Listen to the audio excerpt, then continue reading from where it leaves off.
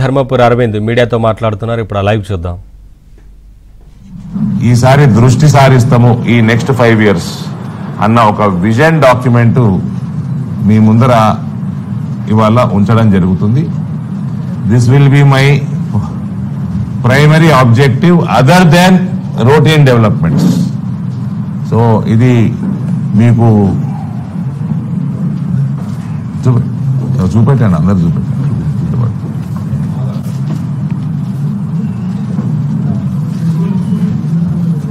Final objective ఏంటంటే దీని ద్వారా ఇదొక comprehensive development programme. Agri based industries ద్వారా ఎంప్లాయ్మెంట్ జనరేషన్, ఫార్మర్ వెల్ఫేర్ కూడా అవుతుంది. స్కిల్ డెవలప్మెంట్ మేజర్ సెంటర్ ద్వారా ఎంప్లాయ్మెంట్ జనరేషన్ అవుతుంది. గల్ఫ్ వలసలు తగ్గుతాయి, తగ్గుముఖం పడతాయి.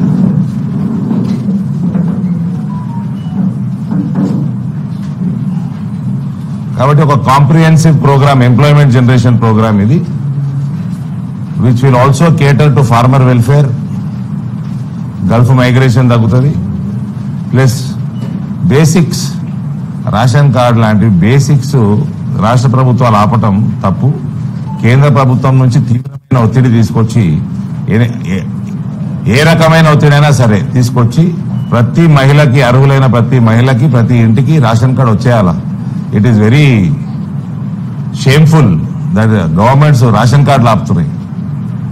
Highly shameful. ప్లస్ ఒక speciality hospital for beedi workers.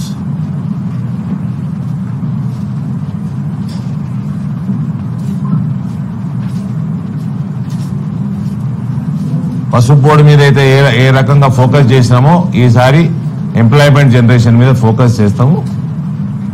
ఏ రకంగా చేస్తామో, ఎట్లా చేస్తామో, మన ప్రాంతంలో స్కోప్ దేనికి ఎక్కువ ఉన్నదో మేజర్ దీంట్లో ఉంది.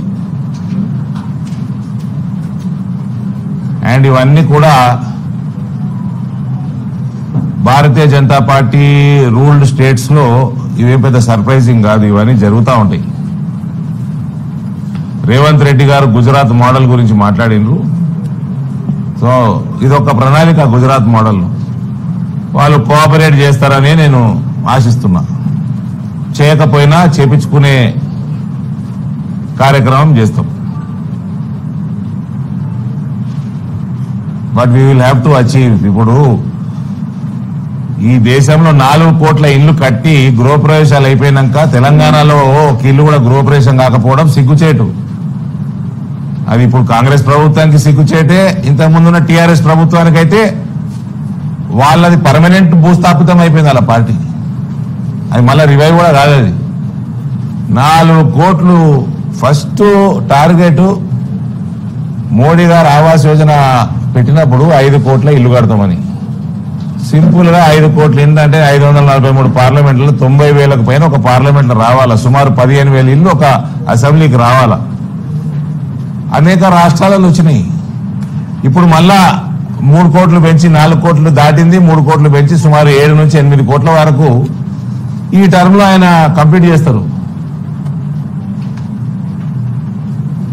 ఇంకా మనకు 60% పెరుగుతున్నది. అంటే పార్లమెంట్ కి సుమారు ఇంకొక 50,000-55,000 ఇల్లు పెరుగుతాయి. అంటే 1,40,000, 1.5 lakh ఇల్లు కట్టుకోవచ్చు ఒక పార్లమెంట్ లో. 20,000 పైన ఒక అసెంబ్లీలో కడతాము. సో ఈ రాష్ట్ర ప్రభుత్వాలు అవినీతిలో కూరుకుపోయి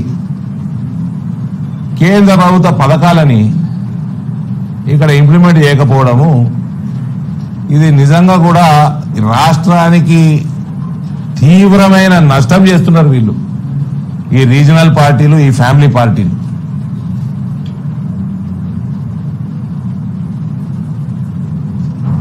నేను అందుకనే పదే పదే చెప్తున్నా, ప్రామిసులు చేస్తారు, గద్దెనెక్కుతారు, ప్రామిసులు పక్కన పడేస్తారు. సో వాటికి జవాబు అరవింద్